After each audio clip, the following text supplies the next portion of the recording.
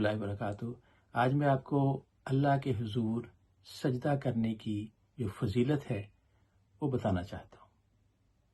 جب حضرت آدم علیہ السلام کو اللہ تعالیٰ نے خلق کرنے کا ارادہ ظاہر کیا تو فرشتوں نے کہا کہ یا اللہ یہ زمین کو فساد سے بھر دے گا، یہ خون خرابہ کرے گا، یہ جھگڑالو ہے اور تیرا حکم نہیں مانے گا، اور ہم تو صبح شام تیری تسبیح کرتے ہیں، تیرا حکم مانتے ہیں۔ تو اللہ نے کہا کہ جو میں جانتا ہوں وہ تم نہیں جانتے۔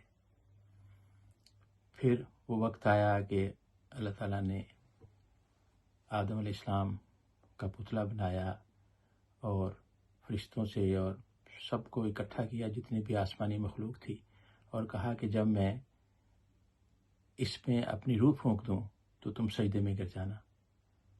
تو سب سجدے میں گر گئے، لیکن ابلیس نے جھکنے سے انکار کر دیا۔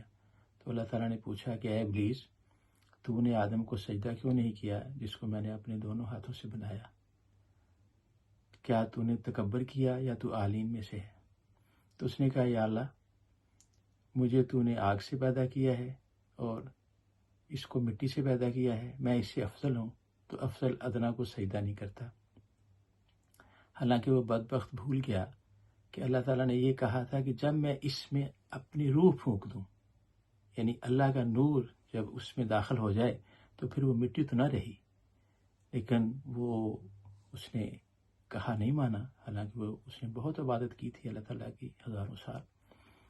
تو اللہ تعالیٰ نے فرمایا کہ تو روندہ درگاہ ہے، تو مردود ہے، تو میری جنت سے نکل جا۔ اس نے کہا ٹھیک ہے اللہ، مجھے پھر ایک وقت معلوم تک مہلت دے دے تاکہ جس کی وجہ سے تو نے مجھے یہاں سے نکالا ہے میں اس کو گمراہ کروں گا۔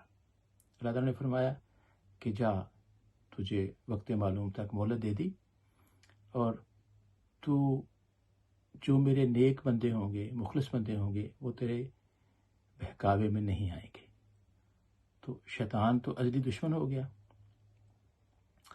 اب جب حضرت آدم علیہ السلام زمین پر تشریف لے آئے، نسل آدم چلی، تو شیطان نے اپنا کام شروع کیا اور بہت سے لوگ بہکاوے میں آئے، بہت کچھ ہوا، لیکن جو مخلص بندے تھے وہ بہکاوے میں نہیں آئے۔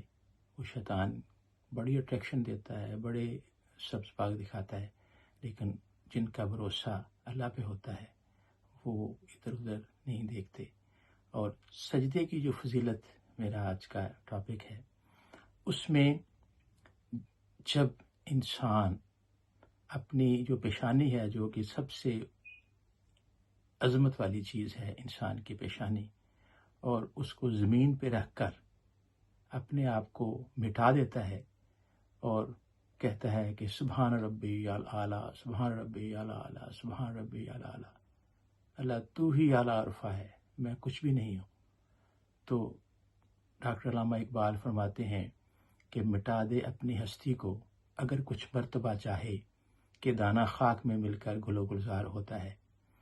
تو جب مٹی پہ سجدہ کر کے اور اللہ کی تسبیح بیان کی جاتی ہے تو اللہ پھر فخر سے فرشتوں سے کہتا ہے کہ دیکھو تم کہتے تھے کہ یہ انسان تمہارا نافرمان ہوگا، جھگڑالو ہوگا اور خون خرابہ کرے گا، دیکھو یہ میرے سامنے اپنی پیشانی زمین پہ رکھ کر میری تسبیح بیان کر رہا ہے۔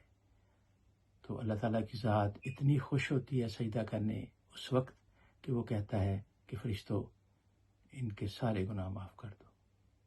سبحان اللہ۔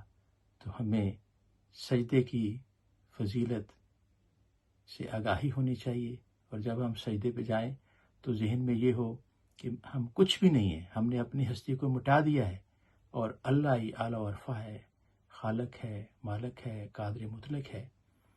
تو ہم اس کی بندگی کرتے ہیں اور اس کی تسبیح کرتے ہیں سجدے میں جا کے۔